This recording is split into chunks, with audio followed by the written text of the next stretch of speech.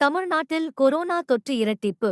பொதுமக்கள் விழிப்புடன் இருக்குமாறு அரசு அறிவுறுத்தல். மே 2025 அன்று தமிழ்நாட்டில் COVID-19 தொற்றுகள் கடந்த வாரத்துடன் ஒப்பிடுகையில் இரட்டிப்பு அளவுக்கு அதிகரித்துள்ளன. மே 12 அன்று ஆகஸ்ட் 1932 இருந்த தொற்று எண்ணிக்கை மே 19 அன்று ஆகஸ்ட் 1966 உயர்ந்துள்ளது. இதில் சென்னை நகர அலோன் 40 செயலில் உள்ள தொற்றுகளுடன் அதிக பாதிப்பை சந்திக்கிறது.